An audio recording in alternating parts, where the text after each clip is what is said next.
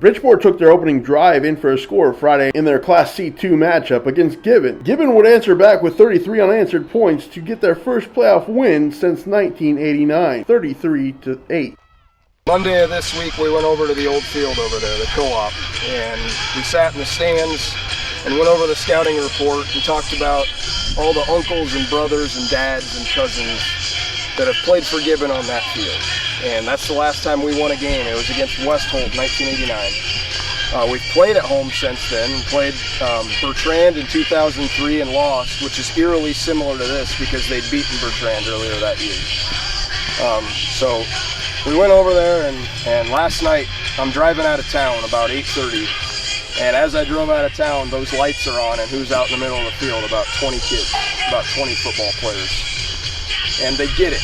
They understand that this wasn't about the 2015 team, this wasn't about the 1989 team, this was about the tradition.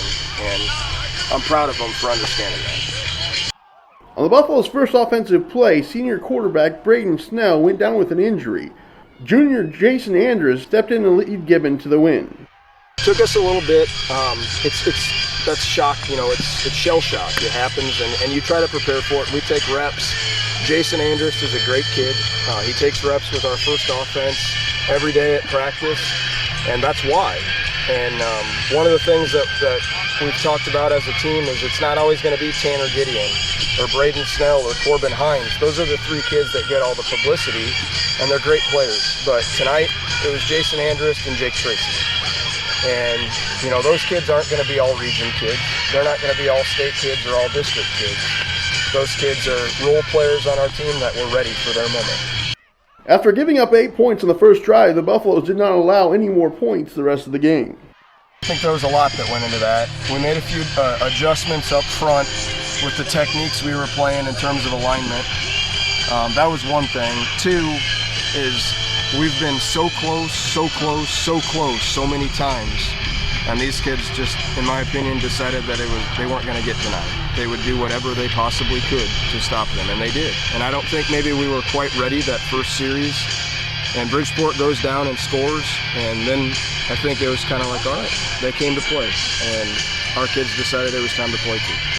Senior Christian Tamayo led the Buffaloes on defense with 8 tackles, including 2.5 tackles for loss. I'm going to be in trouble for saying this. I know you're not supposed to have favorites. Christian Tamayo is one of my all-time favorite kids. I don't know how else to say it. Christian Tamayo is one of my all-time favorite kids. He will do anything. Anything. He doesn't care if he touches the ball. He doesn't care if we even throw it to him or look at him. He came to be a part of the team, and he will do anything to win. Gibbon will move on to face Oakland Craig next Friday. Means we're in the final 8. And I'll show you.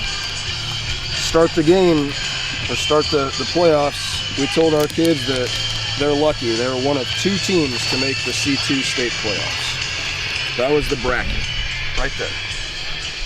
And there's a new bracket that's going to come out tonight. And we don't know, we're one of them. We don't know who the other one is. Doesn't matter. But there's going to be 2 teams about 9 o'clock tonight. We'll find out then. So it's truly one game at a time. Yep. We're not good enough to, maybe David City, Aquinas, a team like that, they can probably get away with looking ahead. We can't. And I think we saw that tonight. You try to focus one game at a time and give Bridgeport a ton of credit. They came to play ball. Maybe that first series, some of our kids thinking we won 48-8, maybe peeking ahead a little bit, but we snapped out of it. Reporting in Gibbon, I'm Zach Mayhew.